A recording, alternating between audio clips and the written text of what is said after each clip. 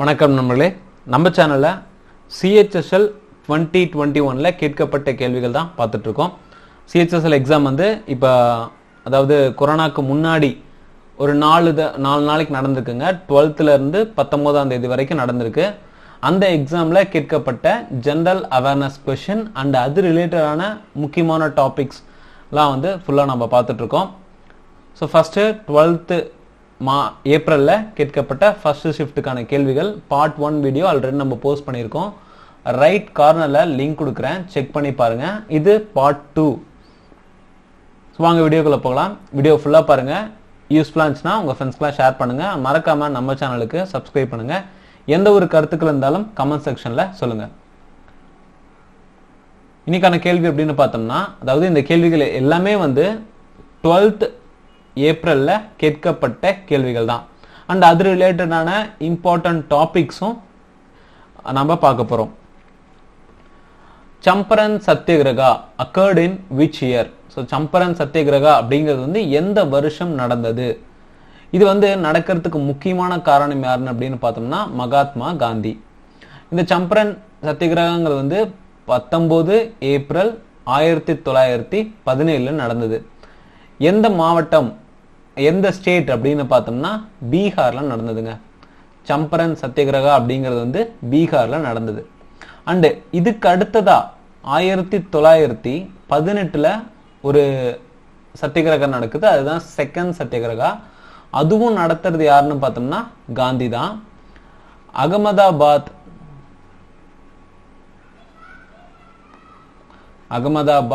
Mill strike. ஓகேங்களா? And so சத்தியகிரகாவை பொறுத்த வரைக்கும் ரொம்ப ரொம்ப இம்பார்ட்டன்டா நம்ம பார்க்கறது பார்த்தோம்னா சால்ட் சத்தியகிரகா.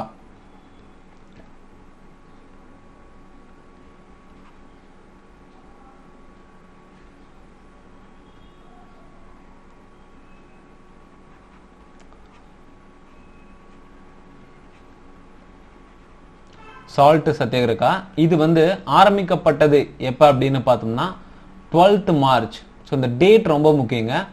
12th மார்ச்ல ஆரம்பிக்கப்பட்டது அண்ட் 12th ஏப்ரல் எண்ட் ஆனுச்சு.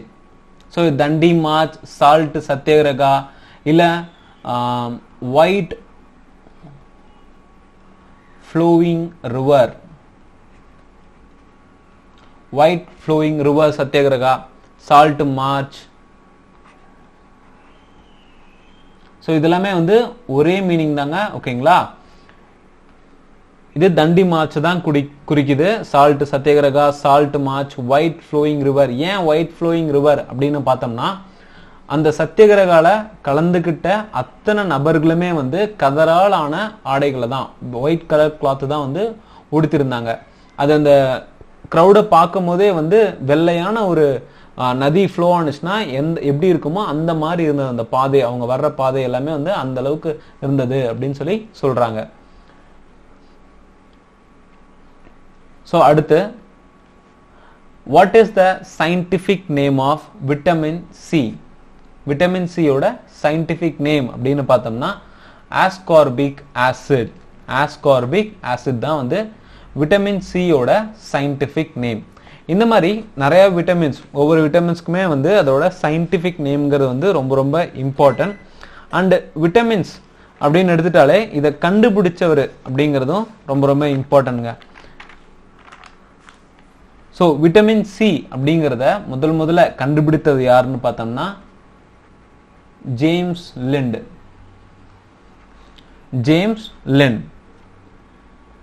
ஸோ ஜென்ரலா விட்டமின்ஸ் இருக்கு, ஸோ விட்டமின்ஸ் ப்ரெசண்டா இருக்கு, விட்டமின்ஸ்னு ஒன்று இருக்கு அப்படின்னு சொல்லி ஃபர்ஸ்ட் சொன்னது யாரு அப்படின்னு பார்த்தோம்னா எஃப்.ஜி.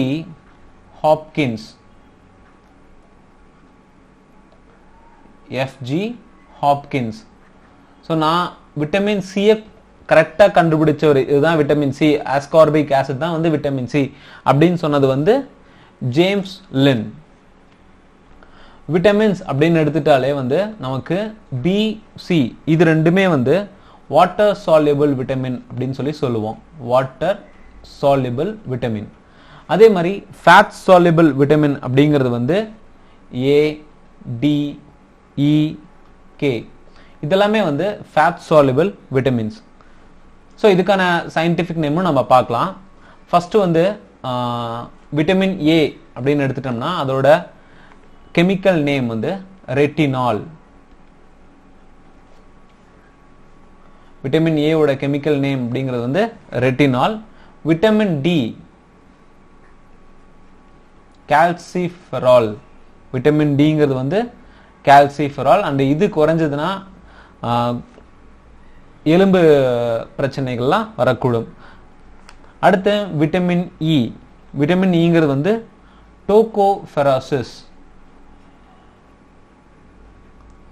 டோகோஃபெரோசிஸ் இது வந்து இன்ஃபர்டிலிட்டி ரிலேட்டடான ஒரு விட்டமின். அடுத்து விட்டமின் கே.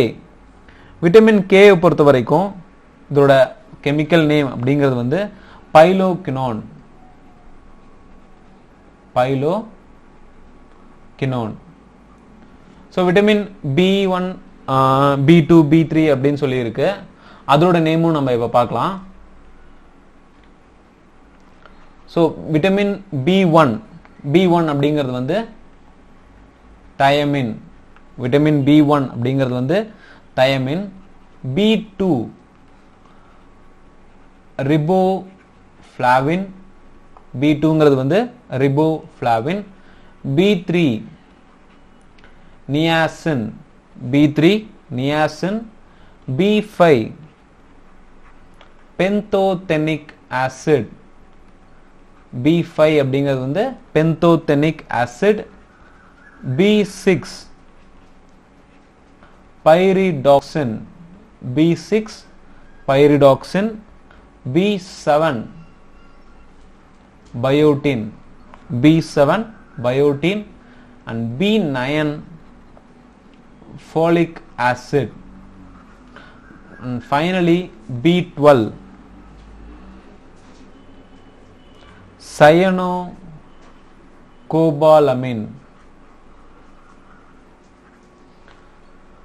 ஸோ எந்த வகையான விட்டமின்ல கோபால்ட் பிரசன்ட் ஆயிருக்கு அப்படின்னு பார்த்தோம்னா விட்டமின் B12. ஸோ இந்த விட்டமின் B12 வந்து குறைஞ்சதுன்னா நம்மளோட பெருங்குடல் லார்ஜ் இன்டெஸ்டைன்ல வந்து சில ப்ராப்ளம்ஸ்லாம் உருவாகும். அண்டு விட்டமின் சி வந்து ஆஸ்கார்பிக் ஆசிட். அதோட ப்ராப்ளம்ஸ் ஏதாவது ஆனிச்சுன்னா ஸ்கர்வி வந்து அக்கராகும். ஸ்கர்வி அப்படின்னு சொல்லுவோம். இந்த வகையான டிசீஸ் வந்து அக்கராகும். ஸோ இந்த விட்டமின் சி அதிகமாக நமக்கு கிடைக்கக்கூடியதுன்னு பார்த்தோம்னா சிட்ரஸ் ஃப்ரூட்ஸ். சிட்ரஸ் ஃப்ரூட்ஸ்லாம் வந்து விட்டமின் சி வந்து அதிகமாக கிடைக்கும். ப்ளஸ் பெப்பர், மிளகு இருக்கு இல்லைங்களா, இதுலேயும் வந்து விட்டமின் சிங்கிறது வந்து அதிகமாகவே காணப்படும். ஸோ பிரைமரி ரிசோர்ஸ் அப்படின்னா இதுதான் சிட்ரஸ் ஃப்ரூட்ஸ் அண்ட் பெப்பர். அடுத்து Gandhi Sagar dam is situated in which river? On Chambal river. Gandhi Sagar dam அப்படிங்கிறது வந்து மத்திய பிரதேசில் இருக்கக்கூடியது. அண்டு நீமச். ஸோ நீமச் டிஸ்ட்ரிக்ட்ல மத்திய சாகரில் இருக்கக்கூடியது தான் மத்திய பிரதேசில் இருக்கக்கூடியது தான் வந்து காந்தி சாகர் டேம். இந்த டேம் வந்து எந்த ரிவரில் அமைஞ்சிருக்கு? சாம்பல் ரிவரில் அமைஞ்சிருக்கு. ஸோ ப்ரீவியஸாக ஃபர்ஸ்ட் பார்ட்டில் நம்ம மத்திய பிரதேஷ் ரிலேட்டடான லேக்ஸ் பார்த்துருக்கோம். அண்ட் இது வந்து மத்திய பிரதேஷ் ரிலேட்டடான டேம்ஸ் வந்து பார்க்கலாம். ஸோ பவானி சாகர் வேறங்க, காந்தி சாகர் வேற. பவானி சாகர்னா நம்ம தமிழ்நாட்டில் இருக்கிறது, பவானி ரிவர்ல இருக்கக்கூடிய ஒரு டேம் தான் வந்து பவானி சாகர் டேம். ஸோ நம்ம இம்பார்ட்டன்ட் டேம்ஸ் அப்படின்னு பார்த்தோம்னா ஒரு சில இம்பார்ட்டன்ட் டேம்ஸ் தான் இருக்கு. ஃபர்ஸ்ட் வந்து பவானி சாகர் டேம் நம்ம தமிழ்நாட்டில் இருக்கு. இன்னொன்று வந்து துங்கபத்ரா. ஸோ இதெல்லாம் வந்து ரொம்ப இம்பார்ட்டன்டான டேம்ஸ் மட்டும் நம்ம பார்க்குறோம். துங்கபத்ரா டேம் வந்து கர்நாடகாவில் இருக்கு. இது எந்த நதியில அமைஞ்சிருக்குன்னு பார்த்தோம்னா துங்கபத்ரா தான். துங்கபத்ரா ரிவர்ல தான் அமைஞ்சிருக்கு. அடுத்து ரிகண்ட் டேம். ரிகன் டேம் அப்படிங்கிறது வந்து உத்தரப்பிரதேஷ்ல இருக்கு. ரிகன் ரிவர்ல அமைஞ்சிருக்கக்கூடியது. அடுத்து மைத்தான். மைத்தான் டேம் ஜார்க்கண்ட்ல இருக்கு. இது வந்து பராக்கர் அப்படிங்கிற ரிவர்ல கட்டப்பட்ட ஒரு டேம். அடுத்து ரொம்ப ரொம்ப இம்பார்ட்டன்ட் கொய்னா டேம். இது மகாராஷ்டிரால இருக்குங்க. மகாராஷ்டிரால இருக்கு. கொய்னா ரிவர்ல அமைஞ்சிருக்கு. கொய்னா ரிவர் எங்க ஃப்ளோ ஆகுது அப்படின்னு பார்த்தோம்னா மகாராஷ்டிரா.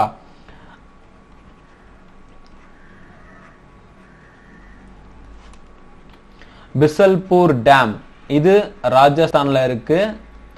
பனாஸ் அப்படிங்கிற நதியில கட்டப்பட்ட ஒரு டேம் தான் வந்து பிசல்பூர். அடுத்து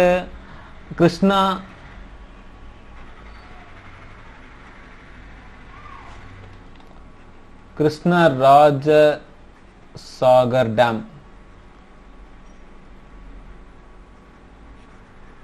கிருஷ்ணராஜசாகர் டேம் இது வந்து கர்நாடகால காவேரி நதியில அமைஞ்சிருக்கு. ஸோ இதெல்லாம் வந்து இந்தியாவில் இருக்கக்கூடிய ஒரு முக்கியமான டேம்ஸ் அண்ட் அதோட ஸ்டேட் என்ன ரிவர்ல அமைஞ்சிருக்கு அப்படின்னு சொல்லி பார்த்துட்டோம். ஓகேங்களா? ஸோ துங்கபத்ரா அப்படிங்கிறது வந்து துங்கபத்ரா நதியில கர்நாடகால அமைஞ்சிருக்கு. ரிஹந்த் வந்து உத்தரப்பிரதேஷ்.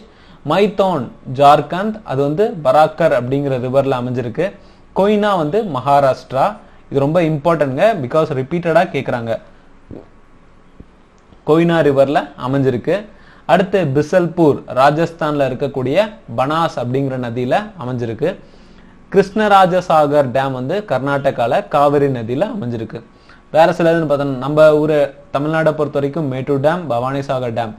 மேட்டூர் டேம் அப்படிங்கிறது வந்து காவேரி நதியில அமைஞ்சிருக்கு. பவானி சாகர்ங்கிறது வந்து பவானி.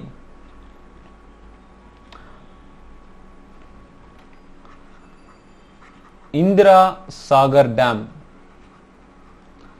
இந்திரா சாகர் டேம் இது வந்து மத்திய பிரதேஷ்ல நர்மதா ரிவர்ல அமைஞ்சிருக்கு. மத்திய பிரதேஷ்ல Narmada river.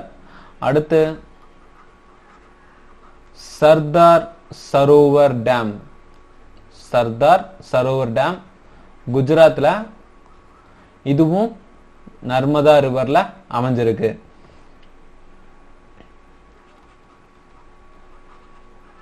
Hirakud dam most famous. Hirakud dam வந்து ஒடிசால மகாநதி ரிவர்ல சிட்டுவேட் ஆயிருக்கு.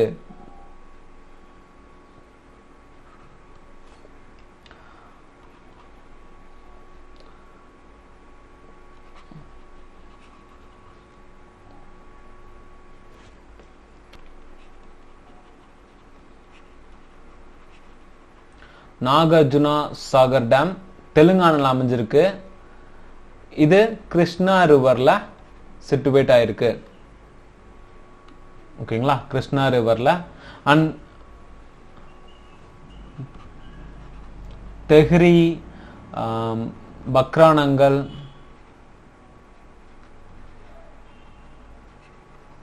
இதெல்லாமே வந்து இதை பத்தி ப்ரீவியஸாவே நம்ம ஃபர்ஸ்ட் பார்ட்ல பார்த்துருக்கோம். இது ரெண்டுமே வந்து ரொம்ப இம்பார்ட்டன்டான டேம்ஸ். அண்ட் இந்திரா சாகர் டேம் அப்படிங்கிறது வந்து மத்திய பிரதேஷ்ல அமைஞ்சிருக்கு நர்மதா ரிவர்ல. சர்தார் சரோவர் டேம் வந்து குஜராத்ல நர்மதா ரிவர்ல. ஹிராக்குட் டேம் அப்படிங்கிறது மகாநதி ரிவர்ல ஒடிசால. நாகார்ஜுனா சாகர் தெலுங்கானா மாவட்டம், தெலுங்கானா ஸ்டேட்ல கிருஷ்ணா ரிவர்ல அமைஞ்சிருக்கு. தெஹ்ரி, பக்ரானங்கல். தெஹ்ரி அப்படிங்கிறது வந்து உத்தரகண்ட் பாகிரதி ரிவர்லங்க. பக்ரானங்கல் அப்படிங்கிறது வந்து சட்லஜ் ரிவர்ல அமைஞ்சிருக்கு. பஞ்சாப் அண்ட் இமாச்சல பிரதேஷ் பார்டர் அமைஞ்சிருக்கு இந்த பக்ரானங்கல்ங்கிற dam. What is the scientific name of potato? So scientific name அப்படிங்கிறது வந்து ரொம்ப ரொம்ப இம்பார்ட்டன்டான ஒன்று. பொட்டேட்டோவோட சயின்டிபிக் நேம் அப்படின்னு பார்த்தோம்னா சொலானம் டியூபரோசம். பொட்டேட்டோவோட சயின்டிபிக் நேம் அப்படிங்கிறது வந்து சொலானம் டியூபரோசம். ஸோ இப்போதைக்கு வெஜிடபிள்ஸ்ல என்னென்ன சயின்டிஃபிக் நேம்ஸ்லாம் நம்ம பார்க்க முடியும் அப்படின்னு சொல்லி நம்ம பார்க்கலாம். So vegetables and fruits. ஓகேங்களா? இம்பார்ட்டன்டான மட்டும் பார்க்கலாம். ஸோ பொட்டேட்டோ பார்த்தாச்சு அண்ட் டொமேட்டோ. ஸோ டொமேட்டோவோட சயின்டிஃபிக் நேம் அப்படின்னு பார்த்தோம்னா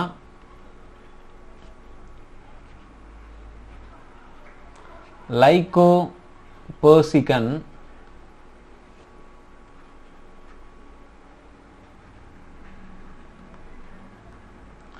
லைகோபெர்சிகன் எஸ்குலண்டம்.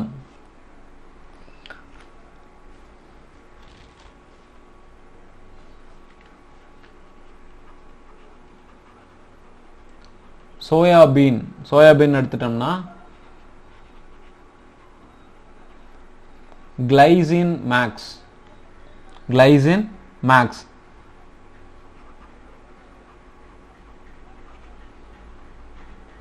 Ground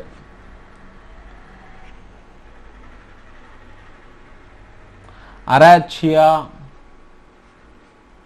ஹைப்போஜியே, Arachis ஹைப்போஜியே.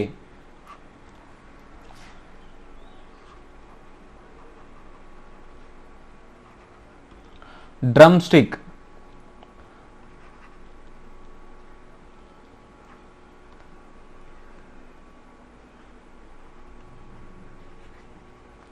Moringa oleifera, Moringa oleifera. அடுத்து பிரிஞ்சால். ஸோ பிரிஞ்சால் பார்த்தோம்னா சொலானம் மெலஞ்சனா, சொலானம் மெலஞ்சனா.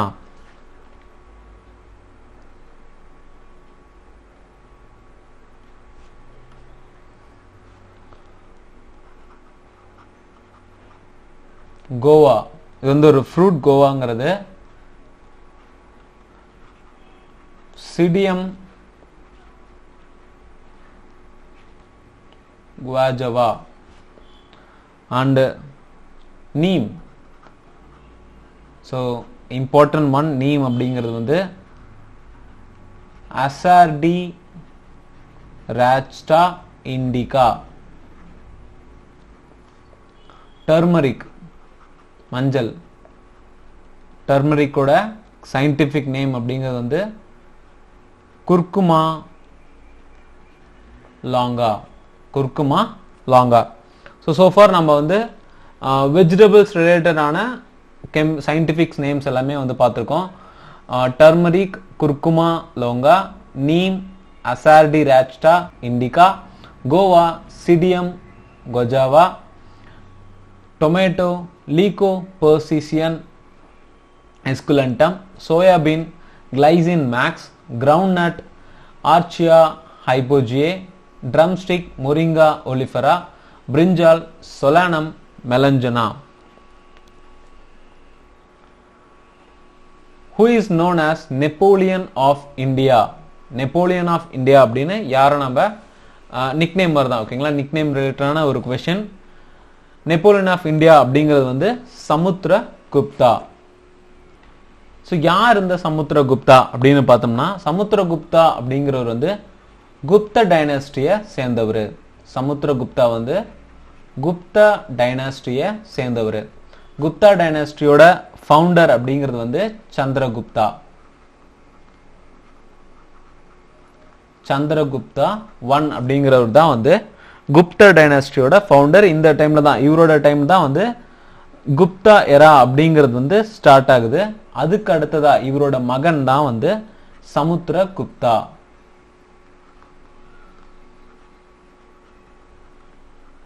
அண்ட் இவருக்கு அடுத்ததா வரக்கூடியவர் வந்து அவரோட மகனான ராம் குப்தா.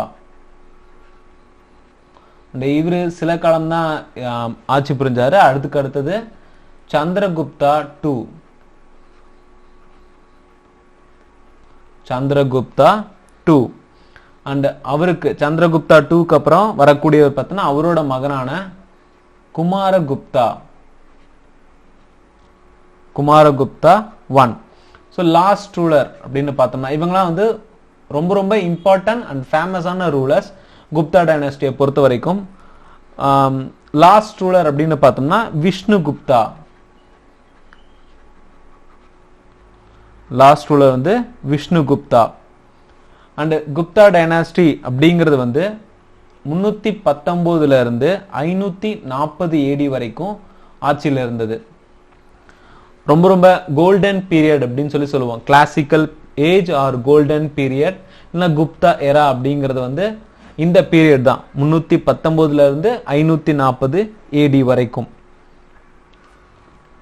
அண்ட் இன்னொரு முக்கியமான விஷயம் அப்படின்னு பார்த்தோம்னா, இந்த சமுத்திரகுப்தாங்கிறவர் வந்து நிறைய போர்லாம் வின் பண்ணியிருக்காரு. இவரை அதனாலேயே வந்து நெப்போலியன் ஆஃப் இந்தியாங்கிற வந்து புனை பெயர் கிடைச்சது. ஸோ இந்த பட்ட பேரை யார் வந்து கொடுத்தாங்க அப்படின்னு பார்த்தோம்னா, இந்த நெப்போலியன் ஆஃப் இந்தியா அப்படின்னு வந்து யார் வந்து ஃபர்ஸ்ட் டைமா சமுத்திரகுப்தாவை பார்த்து சொன்னது அப்படின்னு பார்த்தோம்னா VA Smith. VA Smith. So இவரை பற்றின அதிகமான இன்ஃபர்மேஷன் எல்லாமே வந்து அலகாபாத் பில்லர் இன்ஸ்கிரிப்ஷன்ல இருந்து நமக்கு கிடைச்சிருக்கு. அலகாபாத் பில்லர் இன்ஸ்கிரிப்ஷன் இருந்து குப்தா டைனாஸ்டியை பற்றி நிறைய இன்ஃபர்மேஷன்ஸ் வந்து கிடைச்சிருக்கு. ஸோ குப்தா டைனாஸ்டியை பொறுத்த வரைக்கும் இதோட காலம் அப்படின்னு பார்த்தோம்னா 319 இருந்து 540 AD வரைக்கும். இதோட ஃபவுண்டர் சந்திரகுப்தா 1. ஒருவேளை ஆப்ஷன்ல நீங்க ஸ்ரீகுப்தா அப்படின்னு பார்த்தீங்கன்னா ஸோ அதுதான் வந்து கரெக்ட் ஆன்சர்.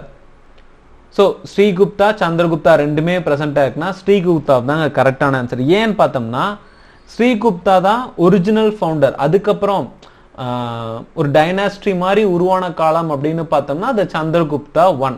இனிஷியல் ஃபவுண்டர் அப்படின்னு பார்த்தோம்னா ஸ்ரீகுப்தா ஒரு சின்ன சாம்ராஜ்யத்தை வந்து கைப்பற்றினாரு. அதுக்கப்புறம் பெரிய லெவலில் டைனாஸ்டியா மாறினது வந்து சந்திரகுப்தா 1ஓட காலத்துல தான். அடுத்து ஹூ ப்ரப்போஸ்ட் செல் தியரி, ஒரு பயாலஜி ரிலேட்டடான கொஸ்டின், இன்வென்ஷன். ஓகேங்களா? செல் தியரியை முதல்ல ப்ரப்போஸ் பண்ணது யாரு அப்படின்னு பார்த்தோம்னா மேட்டிஸ் செலண்டன், தியோடர் ஷாவான். இவங்க தான் வந்து செல் தியரி வந்து ப்ரப்போஸ் பண்ணவங்க. ஸோ பயாலஜியை பொறுத்த வரைக்கும் தியரிஸ் யார் யார் வந்து ப்ரப்போஸ் பண்ணியிருக்காங்க அப்படிங்கிறது வந்து ரொம்ப ரொம்ப இம்பார்ட்டண்டான கொஷின்ஸ். ஸோ செல் தியரி அப்படிங்கிறனால செல் ரிலேட்டடான சில இதெல்லாம் பார்க்கலாம். இந்த செல் அப்படின்னு ஒன்று இருக்கு அண்ட் செல் வால், செல் வால் ரெண்டுத்தையுமே வந்து டிஸ்கவர் பண்ணது யாரு அப்படின்னு பார்த்தோம்னா ராபர்ட் ஹூக். ராபர்ட் ஹூக் இவர் தான் வந்து செல் அண்ட் செல் வால் ரெண்டுத்தையுமே வந்து கண்டுபிடிச்சவர்.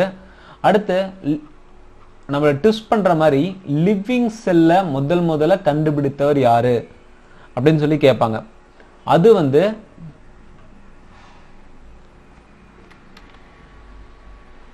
லீவன் ஹூக். ஓகேங்களா? ஸோ செல் வால் அப்படின்னு கேட்டிருந்தாங்கன்னா அது ராபர்ட் ஹூக். லிவிங் செல் அப்படின்னு ஸ்பெசிஃபை பண்ணி கேட்டாங்கன்னா அது லீவன் ஹூக். ஏன்னா இவர் பாக்டீரியால ஃபர்ஸ்ட் டைமா பாக்டீரியால ஒரு லிவிங் செல்லை கண்டுபிடிச்சி அதை வந்து சொல்றாரு, நான் லிவிங் செல்லை ஒன்று கண்டுபிடிச்சிருக்கேன் அப்படின்னு சொல்லிட்டு. ஸோ அதனால லிவிங் செல்லை கண்டுபிடிச்சவர் யாருன்னு பார்த்தோம்னா லீவன் ஹூக். ஓகேங்களா? ஸோ இந்த மாதிரி தியரியை பொறுத்த வரைக்கும் இன்னொரு முக்கியமான தியரி அப்படின்னு பார்த்தோம்னா மியூட்டேஷன் தியரி அப்படின்னு சொல்லுவாங்க. ஸோ மியூட்டேஷன் தியரியை முதல்ல யாரு சொன்னாங்க அப்படின்னு பார்த்தோம்னா Hugo de Vries. Hugo de Vries.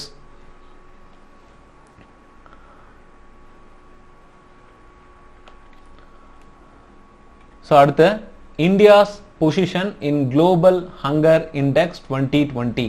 So index ரிலேட்டடான கேள்வி.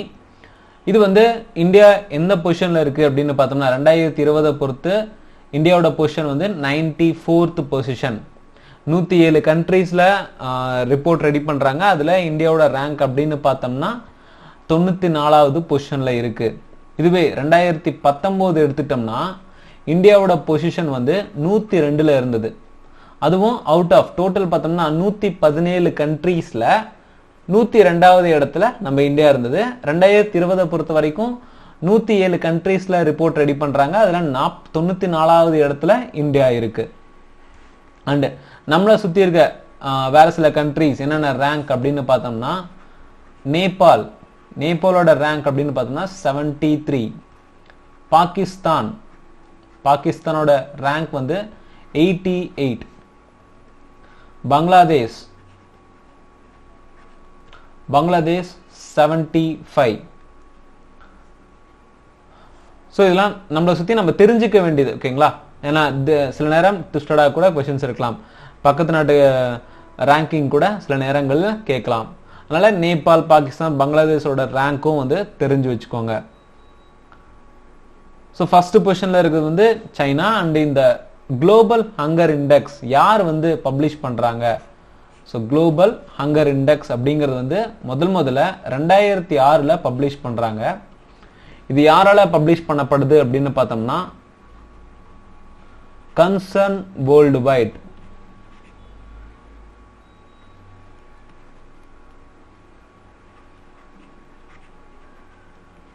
Concern world wide and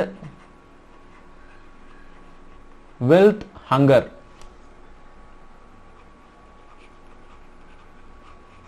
wealth hunger life. So இவங்க தான் வந்து முதல்ல 2006 குளோபல் ஹங்கர் இண்டெக்ஸ் அப்படிங்கறத வந்து பப்ளிஷ் பண்றாங்க. When did Swami Vivekananda started Ramakrishna mission? So பக்தி ரிலேட்டடான கொஸ்டின்ஸ்ல, பக்தி மூவ்மெண்ட் ரிலேட்டடான இதுல இது ரொம்ப இம்பார்ட்டன்டான கேள்வி. சுவாமி விவேகானந்தா எந்த வருஷம் ராமகிருஷ்ணா மிஷனை வந்து ஸ்டார்ட் பண்ணாரு அப்படின்னா 1897. 1897. சுவாமி விவேகானந்தாவோட ரியல் நேம் அப்படின்னு பார்த்தோம்னா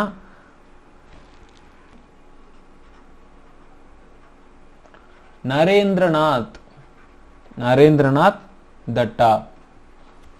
நரேந்திரநாத் தட்டா அப்படிங்கிறது தான் வந்து சுவாமி விவேகானந்தாவோட ரியல் நேம். ஸோ இந்த பக்தி ரிலேட்டடான வேற சில முக்கியமான கேள்விகள் அப்படின்னு பார்த்தோம்னா அதிகமாக கேட்கக்கூடிய வந்து பிரார்த்தனா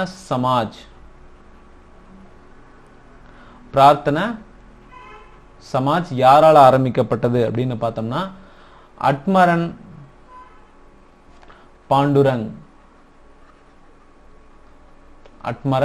பாண்டுரங்.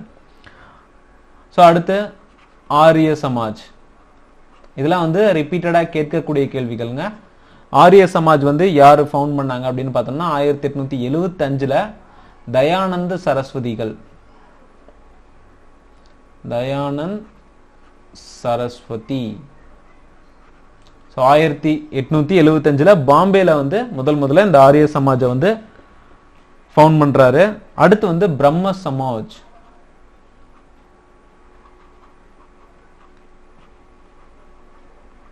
பிரம்ம சமாஜ் அப்படிங்கிறது வந்து 1828 ஆரம்பிக்கப்படுது.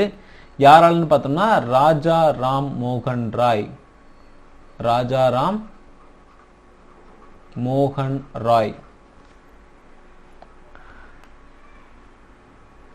அண்ட் இன்னொன்று முக்கியமானதுன்னு பார்த்தோம்னா தேவ் சமாஜ். ஸோ இது ஆரம்பிக்கப்பட்டது யாராலும் பார்த்தோம்னா சிவநாராயண்.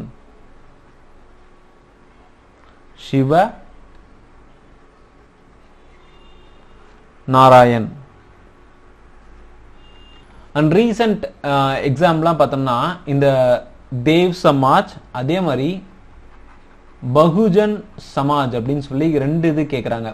ஸோ ப்ரீவியஸ் எக்ஸாம்ஸ்லாம் பார்த்தோம்னா ஆரிய சமாஜ், பிரார்த்தனா, பிரம்மோ இதெல்லாம் வந்து ரிப்பீட்டடாக கேட்டாங்க. பட் இப்போ தேவ் சமாஜ், பகுஜன் சமாஜ் அப்படின்லாம் கேட்குறாங்க. இந்த தேவ் சமாஜ் வந்து சிவநாராயண். பகுஜன் சமாஜ் அப்படிங்கிறது வந்து 1910 சத்தாரா அப்படிங்கிற இடத்துல ஆரம்பிக்கப்பட்டது. யாராலன்னு பார்த்தோம்னா முகுந்த் ராவ் பட்டேல். ஓகேங்களா? ஸோ இதெல்லாம் வந்து பக்தி ரிலீஜியஸ் ரிலேட்டடான ஒரு சில இம்பார்ட்டன்டான கொஸ்டின்ஸ். ஃபர்ஸ்ட் வந்து ராமகிருஷ்ணா மிஷன் அப்படிங்கிறது வந்து சுவாமி விவேகானந்தால 1897 ஆரம்பிக்கப்பட்டது. இவரோட ரியல் நேம், விவேகானந்தாவோட ரியல் நேம் அப்படின்னு பார்த்தோம்னா நரேந்திரநாத் தட்டா. பிரார்த்தனா சமாஜ் அட்மரன் பாண்டுரங்கால ஆரம்பிக்கப்படுது. ஆரிய சமாஜ் அப்படிங்கிறது வந்து 1875 பாம்பேல தயானந்த் சரஸ்வதி அப்படிங்கிறவரால ஆரம்பிக்கப்படுது. பிரம்ம சமாஜ் 1828 ராஜாராம் மோகன் ராயால ஆரம்பிக்கப்படுது. தேவ் சமாஜ் சிவநாராயண். பகுஜன் சமாஜ் 1910 சத்தாரா அப்படிங்கிற இடத்துல முகுந்த் ராவ் பட்டேல் அப்படிங்கிறவரால தொடங்கப்படுது. அடுத்து landlock countries in South America. இது ரொம்ப இம்பார்ட்டன்டான டாபிக். ஒவ்வொரு கான்டினென்ட்லயும் இருக்கக்கூடிய லேண்ட்லாக்டு கண்ட்ரீஸ் தெரிஞ்சிருக்கணும். வேற கான்டினென்ட் இல்லைனா கூட ஏஷியன் கான்டினென்ட்ஸ், ஸோ நம்மளோட சொந்த கான்டினென்ட்டான ஏஷியால என்னென்ன கண்ட்ரீஸ் லேண்ட்லாக்டு இருக்கு அப்படின்னாச்சும் தெரிஞ்சு வச்சுக்கோங்க. சவுத் அமெரிக்காவில் பொறுத்த வரைக்கும் ரெண்டே ரெண்டு லேண்ட்லாக்டு கண்ட்ரிஸ் தான். அதாவது 4 பக்கமும் நிலங்களால சரௌண்டடா இருந்துச்சுன்னா அது வந்து லேண்ட்லாக்டு கண்ட்ரிஸ் அப்படின்னு சொல்லுவோம். அந்த மாதிரி சவுத் அமெரிக்கா கான்டினென்ட்டை பொறுத்த வரைக்கும் பொலிவியா, பாரக்வே இது ரெண்டுமே வந்து லேண்ட்லாக்டு கண்ட்ரிஸ். இது ரெண்டு தான் வந்து சவுத் அமெரிக்கா பொறுத்த வரைக்கும் லேண்ட்லாக்டு கண்ட்ரிஸ். நம்ம இந்தியா அதாவது ஏஷியன் கான்டினென்ட்ஸ் அப்படின்னு சொல்லி எடுத்துட்டோம்னா எதுதெல்லாம் வந்து லேண்ட்லாக்டு கண்ட்ரிஸ்ன்னு அப்படியே நம்ம பார்க்கலாம். ஃபர்ஸ்ட் ஒன் மங்கோலியா,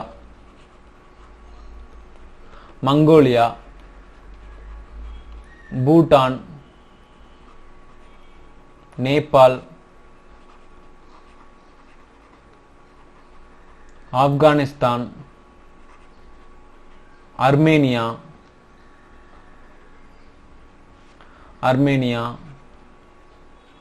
அசர்பைஜான்,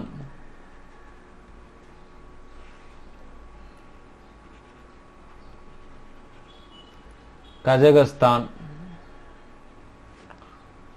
இதெல்லாம் வந்து நார்த் வெஸ்ட் கண்ட்ரிஸ். இந்தியாவை பொறுத்த வரைக்கும் நார்த் வெஸ்ட்ல இருக்கக்கூடியது. ஓகேங்களா? லாவோஸ்,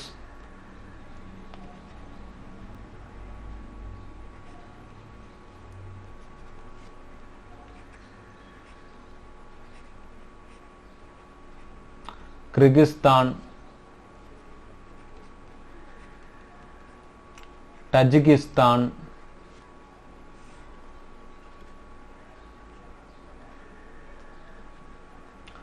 டர்க்மெனிஸ்தான்,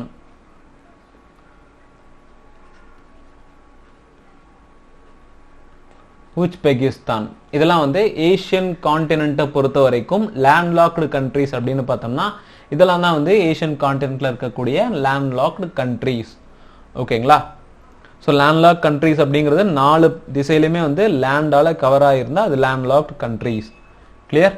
அடுத்து article 72 is related to pardoning powers of president.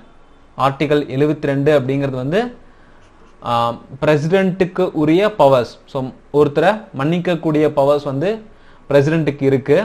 ஒரு ஆயுள் தண்டனை கைதியோ இல்லை தூக்கு தண்டனை கைதியோ அவரோட லைஃப் சென்டென்ஸ் ஆகட்டும் இல்லை 7 வருஷம் சிறையாண்டு அப்படிங்கிறதெல்லாம் வந்து குறைக்கக்கூடிய பவர் அப்படிங்கிறது வந்து பிரசிடென்ட்டுக்கு இருக்கு. அது எந்த ஆர்டிக்கல்ல வருதுன்னு பார்த்தோம்னா ஆர்டிகல் 72.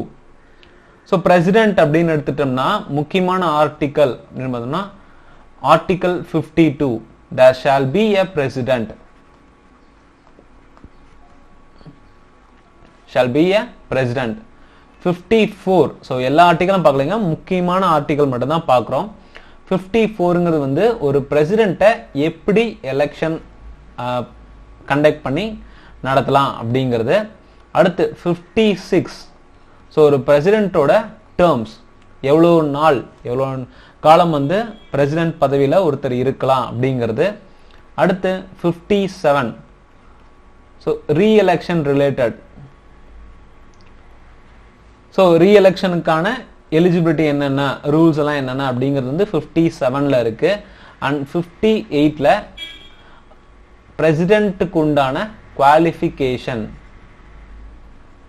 பிரசிடென்ட்டுக்கு உண்டான குவாலிஃபிகேஷன்ஸ் 58 ஆர்டிக்கல்ல பிரசன்ட் ஆயிருக்கு. அண்ட் 60 ஆர்டிகல் 60 பொறுத்த வரைக்கும் ஓத் அண்ட் அஃபர்மேஷன்.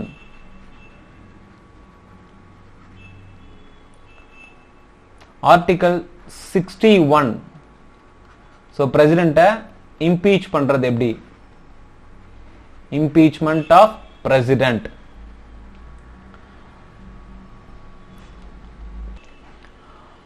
அடுத்து இம்பார்ட்டன்டான article article 62 time of holding election அப்படின்னு சொல்லுவோம். இது என்னன்னா ஒரு பிரசிடென்ட் வந்து ரிட்டையர் ஆகுறாரு இல்ல அவரோட ஆட்சி காலம் முடியுது. ஸோ பிரசிடென்ட்டோட ஆட்சி காலம் அப்படிங்கிறது வந்து 5 வருஷம். அந்த 5 வருஷம் ஆட்சி காலம் முடிஞ்சதுக்கு அப்புறம் அடுத்த பிரசிடென்ட்டை எத்தனை மாதத்துக்குள்ளார எத்தனை நாளுக்குள்ளார நாம அப்பாயின்மெண்ட் பண்ணி ஆகணும் அப்படிங்கிறது வந்து ஆர்டிகல் 62 அடிப்படையில் தான் இருக்கு. அண்ட் இன்னொரு முக்கியமான ஆர்டிகல்னு பார்த்தோம்னா 143. இந்த 143 அடிப்படையில் ஒரு பிரசிடென்ட் சுப்ரீம் கோர்ட் கிட்ட கன்சல்ட் பண்ணலாம். ஓகேங்களா, எந்த ஒரு தீர்மானத்துக்கும் ஆகட்டும் இல்லை ஏதோ ஒரு விஷயத்துக்கு சுப்ரீம் கோர்ட் கூட கன்சல்ட் பண்ணி டிஸ்கஷன் பண்ணலாம். அண்ட் பிரசிடென்ட்டுக்கு எமர்ஜென்சி ரிலேட்டடான இதுன்னு பார்த்தோம்னா 352, 356 அண்ட் 360. 360 பொறுத்த வரைக்கும் ஃபினான்ஸ் எமர்ஜென்சி, அண்ட் 352 பொறுத்த வரைக்கும் நேஷனல் எமர்ஜென்சி, அண்ட் 356 வந்து பிரசிடென்ட் ரூல் இம்போஸ் பண்றதுக்கானது, ஒரு பர்டிகுலர் ஸ்டேட். ஓகேங்களா, இந்த நேஷனல் எமர்ஜென்சிங்கிறது வந்து இதுவரைக்கும் 3 தடவை இம்ப்ளிமெண்ட் பண்ணியிருக்காங்க. ஒன்று வந்து 1962, 1971, 1975. ஸோ அந்த 62 வந்து இண்டோ சைனா வார் நடந்தது, 71 இண்டோ பாகிஸ்தான் வார், அண்ட் 75 வந்து internal disturbances. So Indira Gandhi பீரியட்ல வந்து இந்த இந்தியாவுக்குள்ளே நிறைய சண்டைகள் நடந்துட்டு இருந்துச்சு. இந்த இன்டர்னல் டிஸ்டர்பன்சஸ் காரணமா 1975 ஒரு நேஷனல் எமர்ஜென்சி வந்து டிக்ளேர் பண்ணாங்க. ஸோ வீடியோ யூஸ்ஃபுல்லாக இருந்துச்சுன்னா உங்கள் ஃப்ரெண்ட்ஸ்க்குலாம் ஷேர் பண்ணுங்கள். மறக்காமல் நம்ம சேனலுக்கு சப்ஸ்கிரைப் பண்ணுங்கள். எந்த கருத்துக்களாக இருந்தாலும் கீழே கமெண்ட் செக்ஷனில் சொல்லுங்கள். தேங்க்யூ.